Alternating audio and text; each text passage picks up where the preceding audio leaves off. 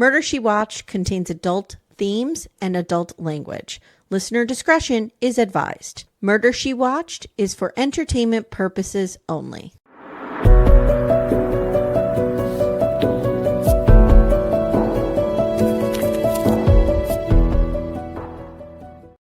Hello, couch detectives. Welcome to Murder, She Watched, the podcast where we solve murders from our couches. My name is Amy Archer. I'm your host, and I'm here today with Kyla. Hello, Kyla. How are you? Hello, Amy. I'm good. How are you? I'm good. I was telling you before we started recording. Guys, if you're not on Murder Club, you got to get on there just for last week. So it'll be this week because we're recording early. But by the time they hear this, it'll be last week. Last week's Tiger King. I am having Timmy put the entire video on Patreon because Becca showed up dressed as Jeff Lowe. Whoa. Oh my gosh. I can't wait to see that. She was in full fine leather. She had a hat on that said bedazzled. Oh, she had bandana? The leather. She didn't have the bandana. Okay. Well, yeah. I mean, she touched on a lot of good. Yes. Becca is the costume queen. She had the leather jacket, like her leather jacket on, and then she printed out a skeleton. I was dying. I was dying. That's so exciting. That's hilarious. We unfortunately wrapped up our coverage of Tiger King. Like tomorrow you will hear we're doing the Doc Antle story. Yeah. And then we're going to do a Where Are They Now the following week, and then Blackfish, and then we're done. We're done on our animal journey. I know you're going to miss Joe a lot. I have a feeling that Joe will always be with me. Yes. Mainly because I play the song 24/7 and it's in my head all the time. Your emotional support song right now. Mm-hmm. And, you know, Joe doesn't fade into the shadows. He doesn't want to. So he will make sure he's still relevant. Yes, absolutely. Do you follow him on social media? I do not. I'm scared to mix it up with any of these people. So I follow him. I have since this came out. And how is he posting? People can, I don't know if when people are incarcerated, people post on their behalf or if they're allowed to post. Sometimes, depending on the jail and the severity of the crime, sometimes they do get access to a tablet. We know this from Love After Lockup. Right. So sometimes it does happen. So yeah, it's just, you know, it's entertaining. My list of things I follow is jarring at best, you know. Speaking of, just a quick reminder that we're going to be holding our Murder Club meeting. Yes. So another reason to join that Patreon is July 22nd. So it will be next Wednesday, 7:00 Eastern. The link will be sent out to everybody on the Patreon. Where are you in your love trapped journey? Because we're going to be discussing the podcast Love Trapped. Yes, I am on episode 7. I've skipped over the bonus content for now. So have I. Okay, yeah. Same approach. Okay. It's crazy. I don't think this is a spoiler, but I'll just ask you, have you met Michael yet? No. Who's like the first guy she did this to? Wait, first guy? The one, isn't his name Greg? Greg, but then there's one before him. Okay, I haven't met Michael yet. Okay, maybe I'm not on that episode then. Okay. I might be on 8. I might be one ahead. Mm-hmm. I'm into it. It's really intense. I'm into it too. All right, so we're talking about, so there's 2 caveats I want to say about this episode of Worst Neighbor Ever. Yeah. Number 1 is we are not West Coast San Francisco Bay girlies. I meant to ask Becca her take on this with the neighborhood and all of that, and I forgot. So, you know, there's some context we're missing there. Yeah. The second thing, and you and I discussed this a little bit, is race is a very important part of this story. 1,000,000%. Kyla and I are 2 white women. Mm-hmm. We do not have the lived experience of a person of color. Mm-hmm. So we can talk very high level about some of those things. Like, for example, I totally understood why Miles did not want to call the police on JT. Yes. Calling the police on, you know, a person of color, it has ramifications. Absolutely. And from what we know about Miles via his friends and Melina, like, he was very tapped into that. So I totally get it. You're exactly right, Amy. There's also a lot of studies, and I did some digging, and I could throw some in the show notes about response times to communities of color. You know, they're very upsetting. Yep. There is a problem there. So, like, I just want to touch on those 2 things And I need everyone to kind of understand, like, we are not saying we understand the complexities of that. Absolutely. But we understand these things exist and they're here. Yes. Yeah. You're exactly right. You're exactly right. Okay. Are you ready to talk about this? Yes. This was every episode has been so intense and so different. Yeah, a lot of people are talking about it. Have you seen that, like, online? Yes. Yes. I started following the subreddit. Do you follow the Netflix subreddit? No. It's really good, especially yeah, it's good. There's good chatter about these documentaries. Okay. And that's where, because, you and I, one thing we like to do is we always like to see what people think out of curiosity. Mm-hmm. And it's really fun when we get screeners and you can look into a case pre-documentary and then post-documentary, and it's usually really different. Yeah. But there's a lot of really good discussion about this series on the Netflix subreddit. Yeah, I looked at a little bit of it was Reddit, but I can't remember. It wasn't the Netflix subreddit. I just forget what it was, but we'll talk a little bit about what I found at the end. It's not much, but I couldn't find much either. Mm-hmm, mm-hmm. So we open, this is Worst Neighbor Ever, guys. Season 1, episode 3, Fear Thy Neighbor. We open with the 911 call from someone who's like, we just had a shooting in the neighborhood. This is a guy we've been telling you about. Oh, so that's the setup for the episode. Yeah. Yep. We meet Melina. She lives in Oakland, California. She says they moved to East Mountain Hills because they wanted a tight neighborhood, and they were very insistent, like they wanted to live in a community of color. Yes, she says many times diversity was of the utmost importance to them to raise their children and to live in. And it was awesome. She says a lot of people from San Francisco moved here, and we get Jules is their friend and pastor, and he's given us a little context here. He's like, it was a middle class neighborhood. Like it was affordable. It wasn't crazy like San Francisco. Yes. And he says it wasn't the worst neighborhood, but it wasn't the best. Totally. And I think everybody knows what that means. Oh, that house was gorgeous, wasn't it? I was obsessed with it. The huge windows. Yes. And when she talks about the original plaster fixtures being so cool, I was like, yes, Melina, I love it. You knew exactly what she was talking about. Yes. This was an older neighborhood. Like people were there 15, 20 years. Like it was, I guess it was like well established. You know what I mean? For sure. Kind of took care of their properties and stuff like that. Yeah. And people aren't leaving, Yeah. Miles was real cute. Yeah, he was. Can we get it out of the way that I have a crush on 2 people in this episode? Miles. I know who the other one is. I know. Matt. Yeah. No, Matt was cute. I had a feeling you were going to be into Matt. I liked him too. And he was a straight shooter. And I love that in a person. Miles was like, he had a dorky quality to him that was attractive to me. Yeah. He was really cute. And he seemed really fun. Oh like my just God, the videos we saw in the stories we heard, like that video of him that he sent to his grandma. That was hilarious. I agree. Yeah, he seemed awesome. So friend Matt says this neighborhood had a lot of blue collar workers, immigrant families. There's like firefighters who live here. Like it's working people, right? Yeah. He says everybody gets up and goes to work every day. They move in October 2017 and they blend their families. So Miles brings in 3 children. I think it was 3. Yep. And Melina brings in her daughter. So now they have 4 children living under one roof. Yes. We meet Miles' mother. I adored this woman. Oh, she was just the epitome of just like a classy, beautiful, intelligent, well-spoken older woman, grandma, who I just, she was great. I loved her. So by this point, I'm picking up on the fact that Miles is not in the documentary and we're talking about him in past tense. I know. I said the same thing to Mitchell. I'm like, okay, we've learned their pattern. And I'm like, oh, Miles is gone. And when mom said, Miles is my only child, not that, don't get me wrong, not that it is just as difficult to lose a child as you have another one. It's not easier. But like, there's just some, I don't know, like unspoken mega tragedy around losing your only child. I have one child, and I mean, he's the center of our universe. I'm not, and obviously, like you have 2. You understand there's 2 can be the center of the universe, but like the immense way that would change my life in every way possible. I can't even.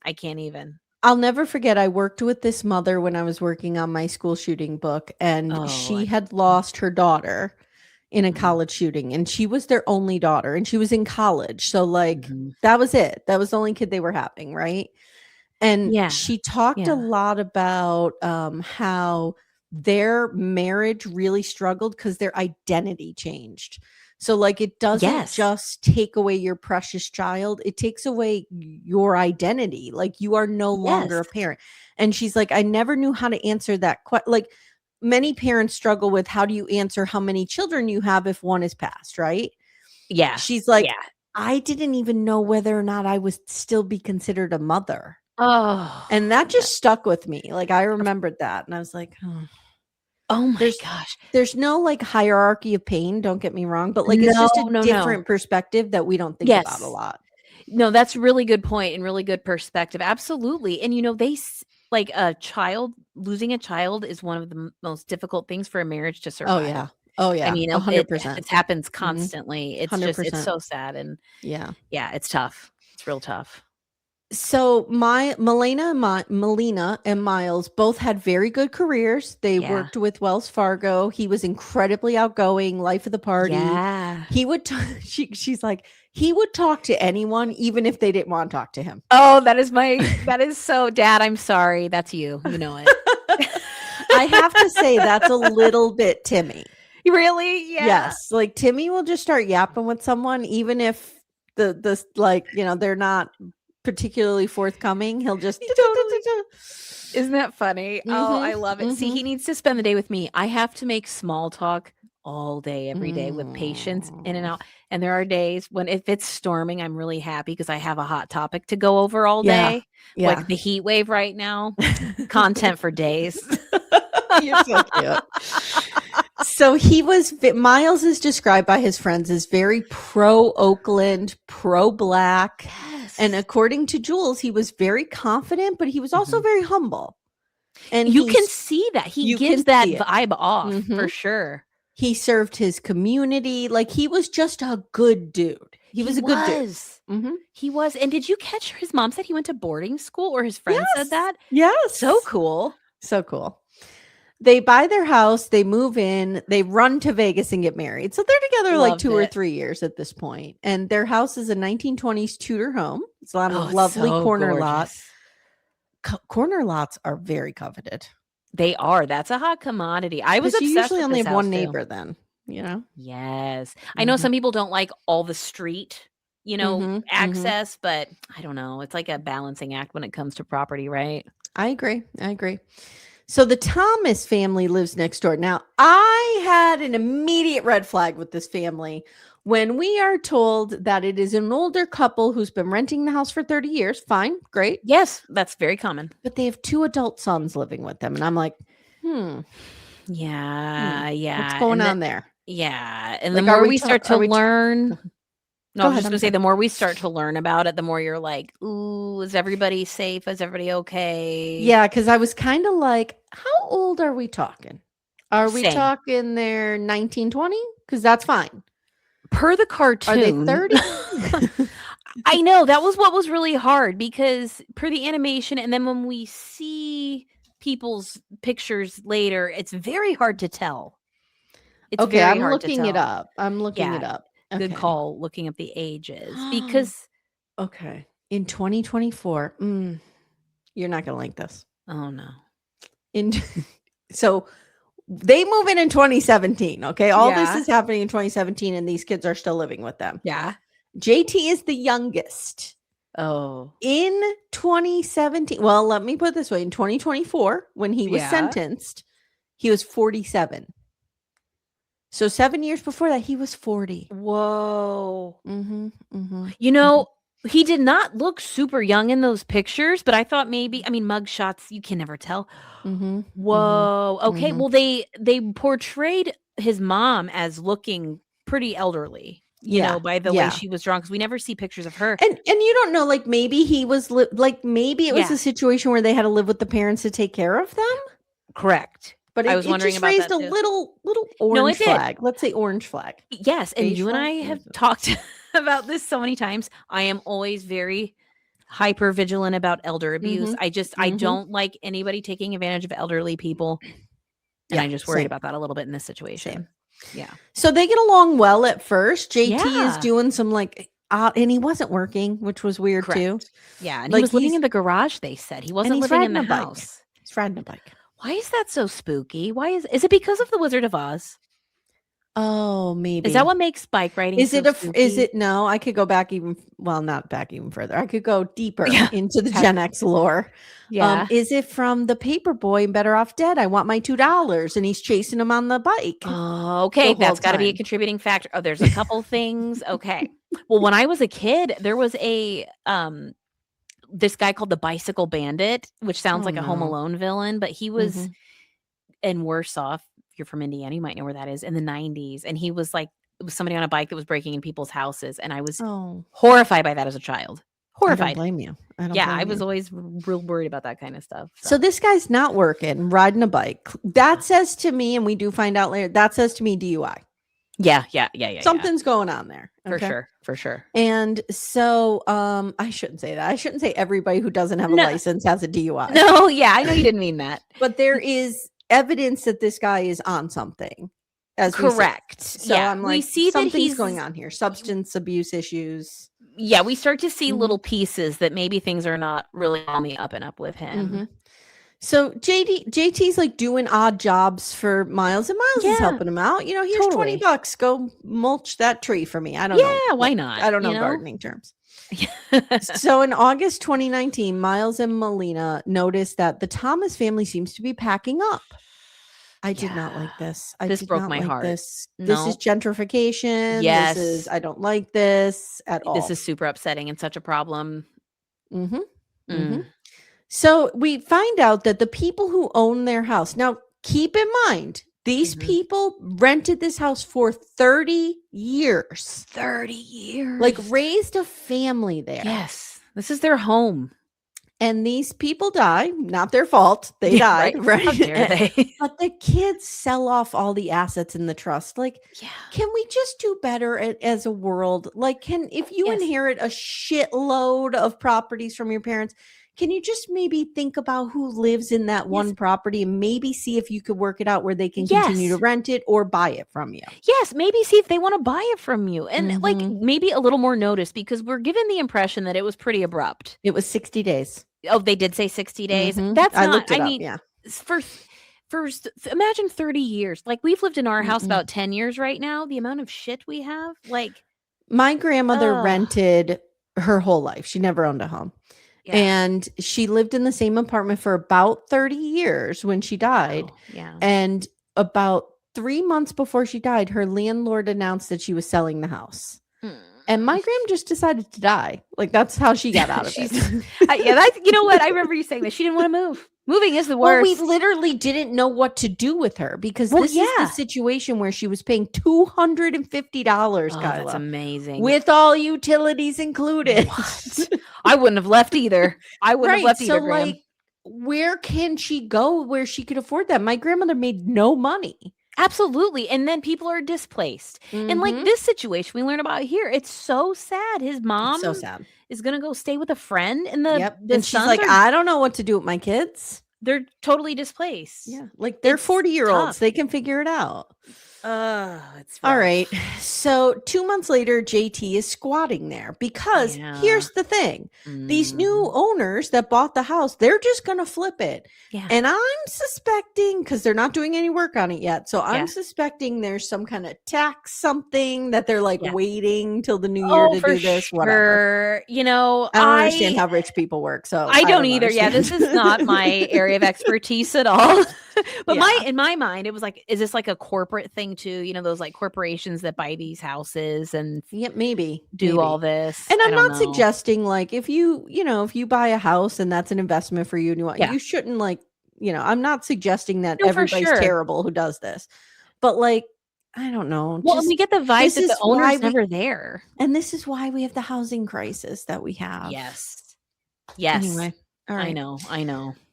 So Miles and Melina, like, they see him coming and going, and they're like, "What's going on? JT squatting there. Like, what's happening?" Yeah, So that's an awkward spot. it's unclear how this happens.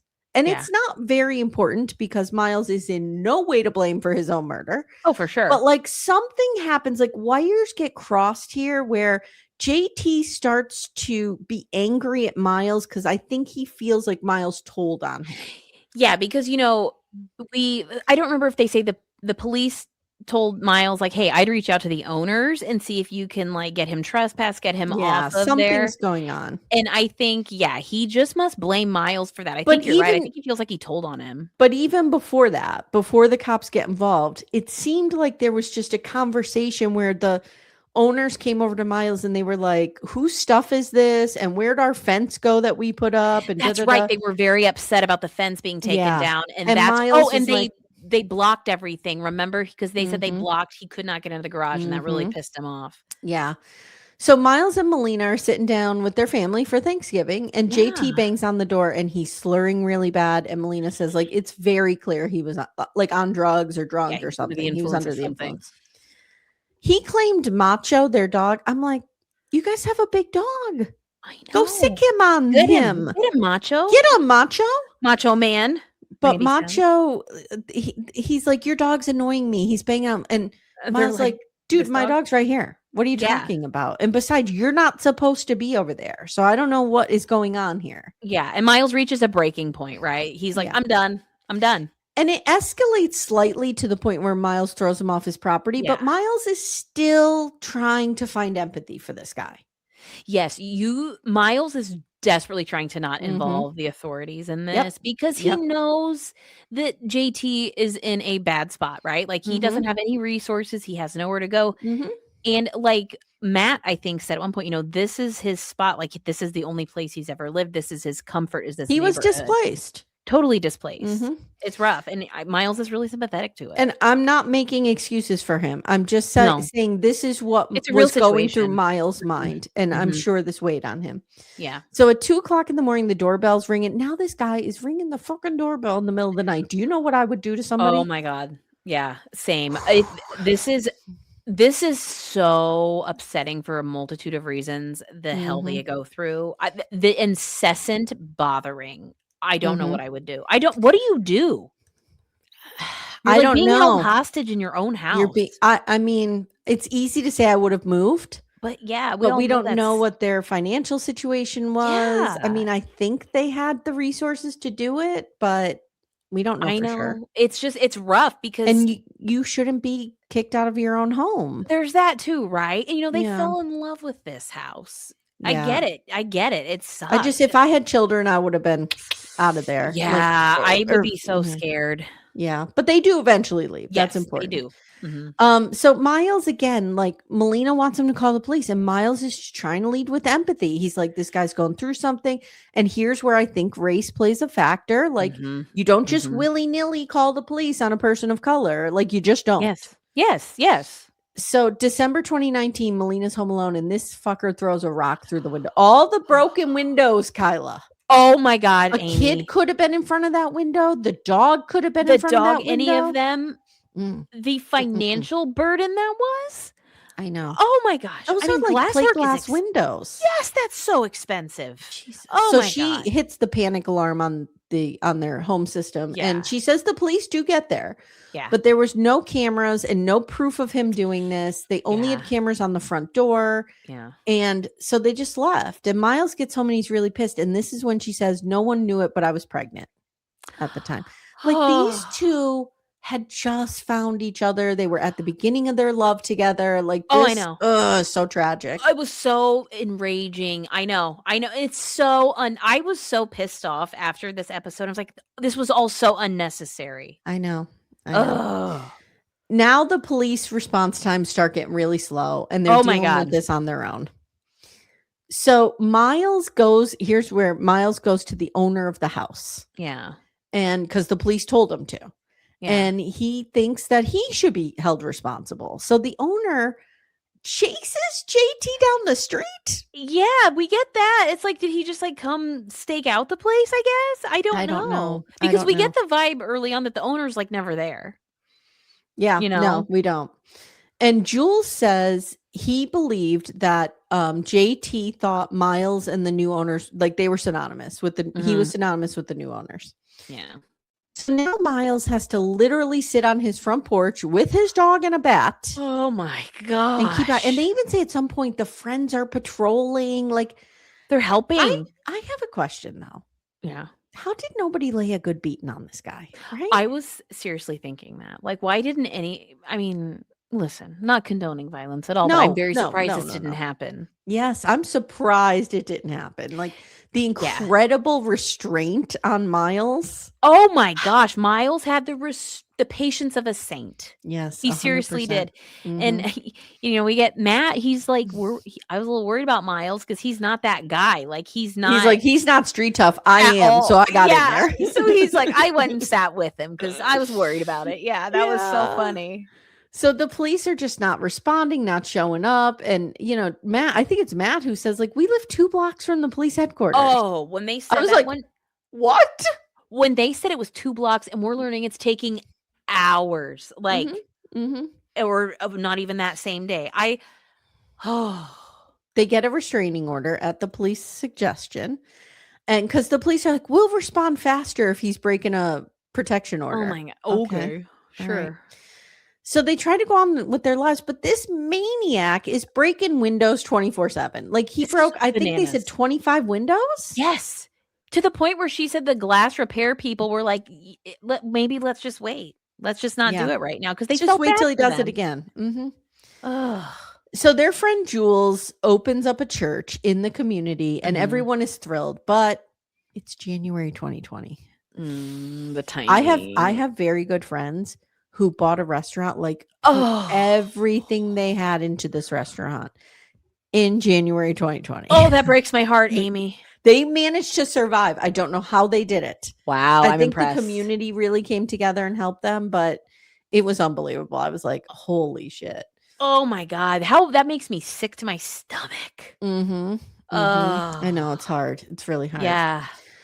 So COVID happens and Miles and JT at one point get into a fight with a fight outside. And it's not clear whether the cop just happened to be going by and see or if somebody called, right? Or if somebody called, but yeah, this body cam footage is wild. And I was trying to see, and I just am going to address the elephant in the room. I think the cop that responded was white. I'm not 100% sure, but I think. Same. I was trying to look at his reflection in the car. And again, I'm just going to say race is at play here in many ways, and we can't ignore that. And he is very...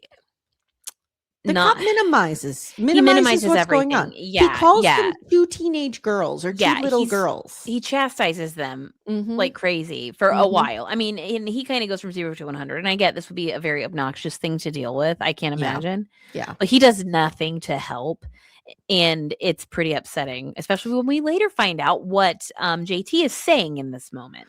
Well, and what I love is the civil rights attorney later. I think he just nails it because he says, here's the thing.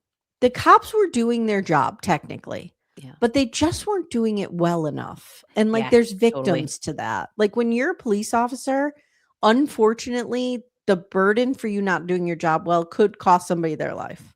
Yeah, absolutely. And that's what happened here. It really is. I mean, hindsight's 2020, but this was really hard to watch the situation. And, we see, it looks like Miles kind of finally snapped a little bit. Yeah. Miles was like real upset. He was upset, swam at bat. Like he was ready. And I get the officer being angry that Miles is angry and swinging a bat. Don't get me wrong. Right. Because he probably doesn't know the history. Correct. So you just separate them, but you take it seriously. Yes, he didn't take it seriously. You're exactly right. JT has a record. He's on probation. He's threatening to come back and kill Miles. So they finally arrest him. Oh my gosh. And is this the part where we find out that Miles reached out to his probation officer and nobody ever followed up with him? We find out later, but we could talk about that. Oh my gosh, because it feels appropriate. That was another very upsetting thing. Like God, they were trying everything, Amy. They were trying everything. I know. Oh, And I'm so mad about it. Another further complication. It's almost like a perfect storm, right? Because another further complication is COVID. Yes. And everybody's kind of, I remember this very well. Yes. Like, people were so worried that entire prisons were going to die of COVID. Oh, so it was like they were trying to let people out that they could, and you know what I mean, stuff like that. So like they let this guy out in 2 days. Oh, it was crazy. When they talk about feeling safe and then seeing him coming up the street and just their stomachs dropping, that'd be terrifying. Yep. And this is where the civil rights attorney, and I have his name. Let me name him properly. It is Adante Pointer. So he tells us that Jamal was on probation. They never even called the probation officer. And the probation officer admits later that he hadn't heard from JT in quite a while. In weeks. What? Yeah. Oh my God. The failure of so many systems in this is just. I know. Oh. So now JT feels emboldened. He's like, I don't know why I wrote this. I'm emboldened, motherfuckers. I don't know if he said that. And he breaks more windows, and then they have to board up their house. Oh, that made me feel so claustrophobic. And Matt says it looked like a crack house over there. Yes. Like there was plywood on the windows. He's destroyed their quality of life. Just absolutely destroyed it. And you're like, ugh. Melina brings up a really good point, and she goes, I was afraid he was going to burn the house down with us inside it, and we have no way of seeing if he's coming. Terrifying. Absolutely terrifying. And then that would get in your head. Yeah. I couldn't sleep at night. I would never be able to sleep at night. Pregnant on top of it. Like, no. The stress. This poor woman. So Melina says, you know, I'm getting ready to welcome a baby, and I can't believe this is happening. And JT's aggression is elevating. They keep calling the police, but they don't look for him. They don't do anything. And the problem is they love their home, and they love the community, and they had invested in it. And Jules is telling us this. Yeah. But eventually they're like, we got to leave. Like, it's destroying their mental health, like big time. I mean, you would never feel safe. Can you imagine? Even if you do sleep, I feel like your quality would be terrible because you're just never going to be able to relax. And they are lucky that they had the resources to move. Like a lot of people wouldn't. Sure are. Yeah. So they move to an apartment. They finally feel like, oh my God, we could take a breath. We can breathe. But they still need to fix up their old house to sell it. And, you know, fix 25 windows. Oh, yeah. You can't sell it with the plywood on the windows like that. So a lot of their neighbors are chipping in. A lot of people from their church are chipping in and helping. It's very sweet. Yeah. Now the day. I know.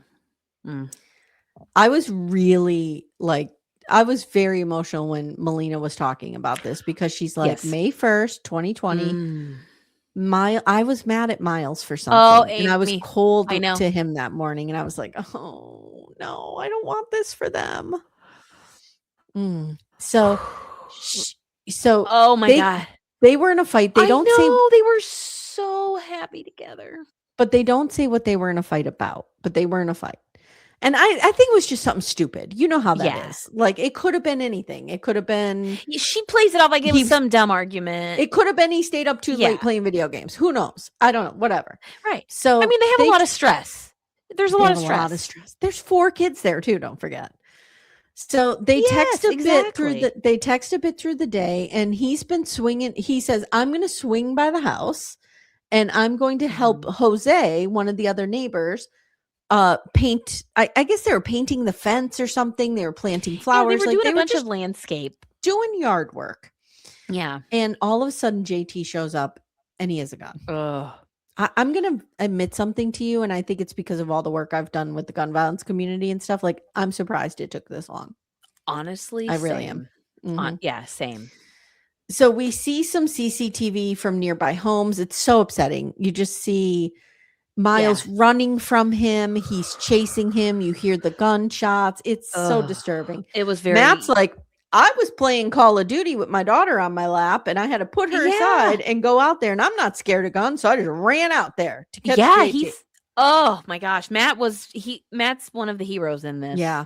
he went running towards the action, that's for sure. He But did. he was in the military, so I think that's just in him. You know what I mean? Yes, exactly. And he says he calls 911. He's the caller that we hear. And at first you could tell he doesn't know what's happening. Yeah. And then he realizes Miles is shot. And he's like, oh my God, they killed my neighbor. We've been telling you guys about this guy. He calls them right out on it. He does. And I was doing some food prepping while we were watching this. And I was like, yes, Matt, you tell them. You tell them they've been begging for your help for months. The whole time, I'm not going to lie, like from this period on, I'm like, please tell me this woman sued in a civil suit. Like I just kept saying that. This is what civil suits are for. Totally agree with you. Yes. So Melina says, I was just sitting there and I just felt it. Like I felt this weird feeling.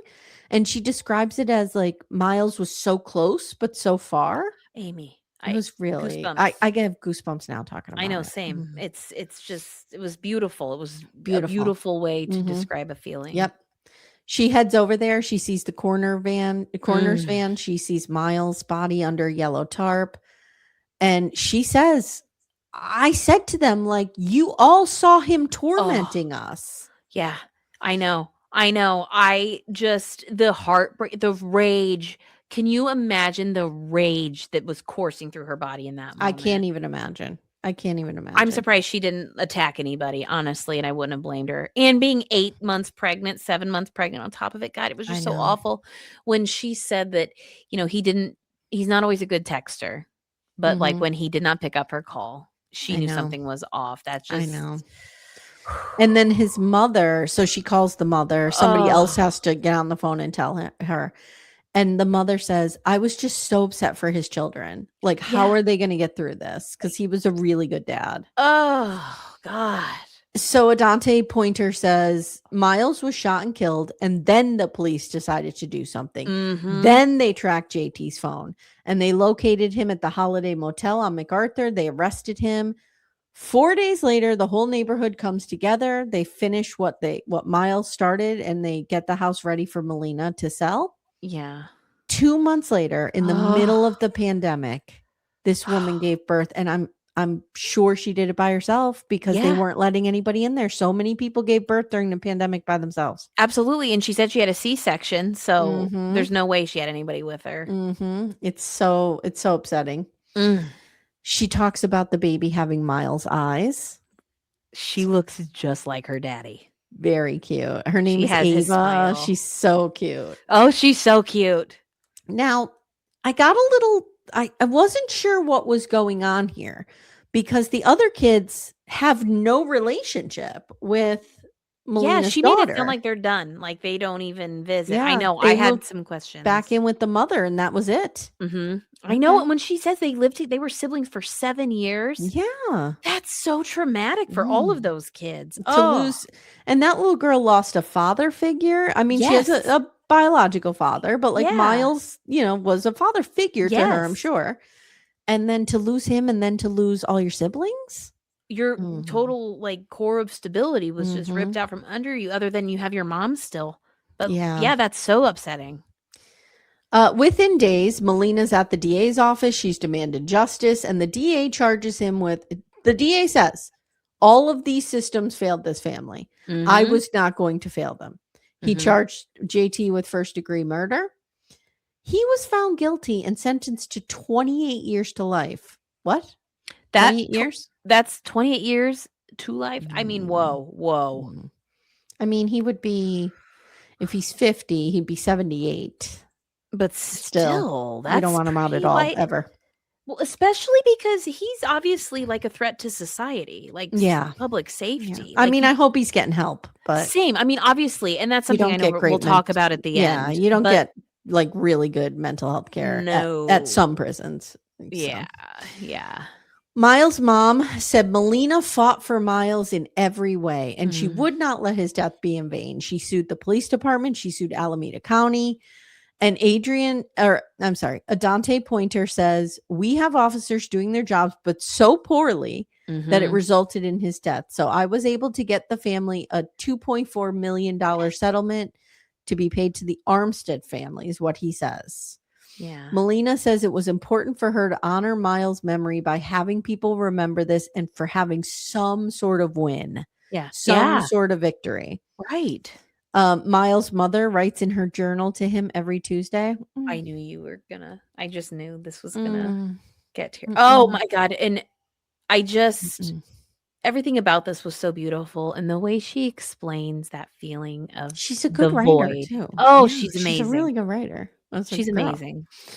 And then at the end, we see Melina with Ava. She's real cute. Oh my God. She looks She's so much adorable. like her dad. She has his big, giant smile. And that's where we leave them. That's the end of Yeah. the episode. It was It a was real failure in systems.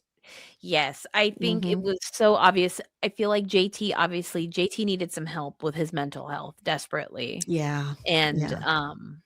I think that's something that happened, and that's a whole separate conversation about mental health care in this country and all of I that. will But say that's that the ACLU, maybe I'll put this link in the show notes.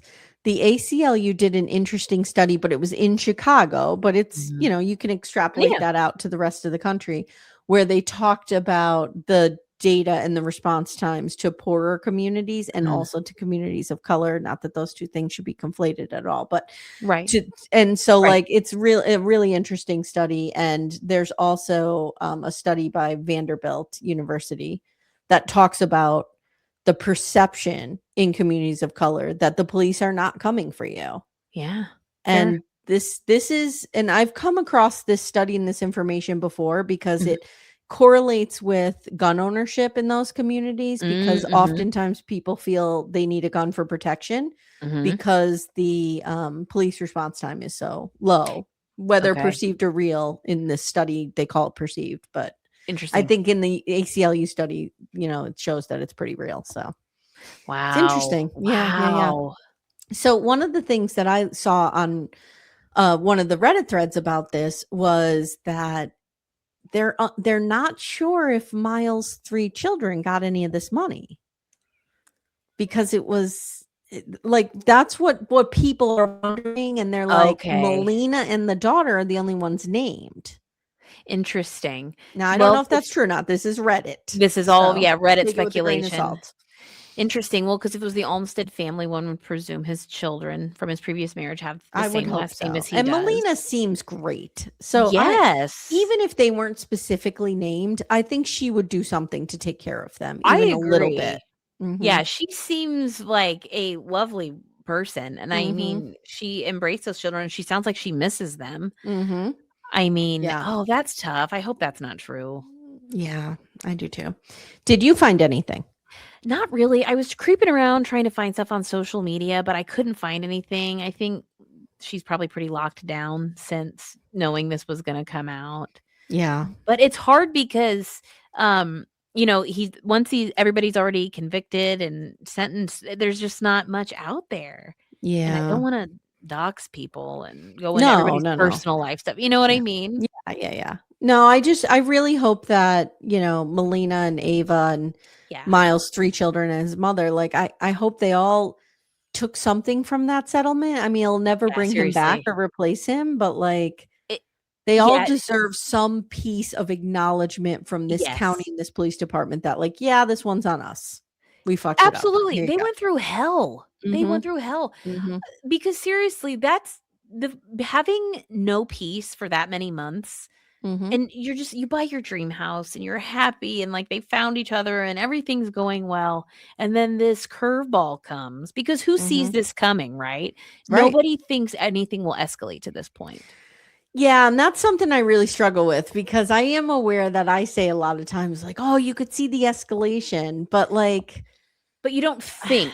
I don't know. It was 2 or 3 years, and the worst thing he did was throw a rock through the window, and he just kept doing that. So it was like, I feel like once the incessant rock throwing started, because I mean, she made it sound like it was a constant thing there for a little bit. I think that's when they moved. That would be my breaking point too, if not before that. Yeah. I don't know. I mean, I've never navigated a situation like this ever. Yeah. I've never had neighbor drama like we talked about a couple episodes ago. And like we said, it's so much easier said than done. I'm like, oh, just move. Yeah. Those stacks of cash we all have. Yeah, a lot of times people don't have money. They don't have the resources. I mean, housing in the Bay Area is crazy. There's that too, right? So, yeah. So, especially after COVID.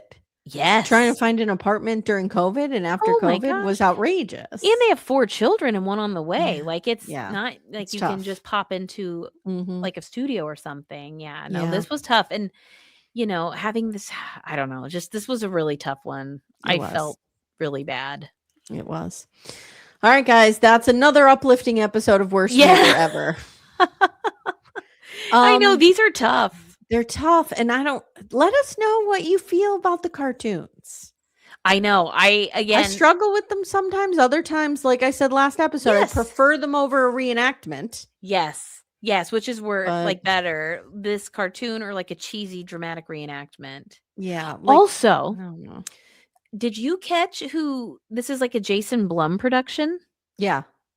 Did we talk about this already? How do I know that name? Blumhouse, the horror movie company. That's him. Oh, okay. So I was like, okay, Jason.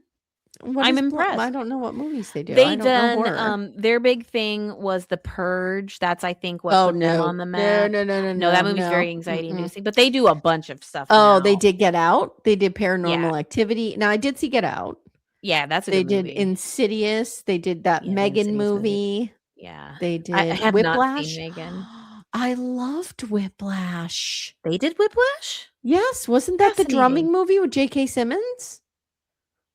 Okay, you know what I was thinking it was? Oh, no. I was thinking it was that. You're going to die. This is embarrassing. Oh, no. That roller derby movie with Drew Barrymore and now Elliot Page. Yeah. That movie, but I don't know. That's way off. Whiplash is amazing. Ooh, I mean, maybe I loved it a little bit more because my dad's a drummer, but like it's a really good movie. It's really good. I think it won the Academy Award, didn't it? That's amazing. Well, here we go, just spouting out facts, and we don't have any proof. Well, listen, you could tell me anything about him. I'm not a movie person. Yeah. I'm more of a show person, so I'm like, sure, totally. Yeah, J.K. Simmons plays like this crazy intense drumming I like teacher. him a lot. Yeah, I like him a lot too. It's good. Miles Teller's in it. Paul Reiser. Oh, it's good. I like okay. Well, I'm interested in this. Did you say Paul Reiser? Yeah, he doesn't play a major part, I don't think. People are going to come for me. Okay, we're waiting out of this topic. All right. Love you guys. Thank you so much. You want to support the show, jump onto our Patreon or share the episode or leave a 5-star review. Yeah. All of those things help, and we appreciate you so much. Absolutely. Thank you, Kyla. Thank you, Amy. Do you think that Tiger King should just be my closing music for every episode now? Or why not? May it go on forever in your heart. I'm just kidding. All right, guys. Thank you so much. We'll see you next time. Bye. Bye.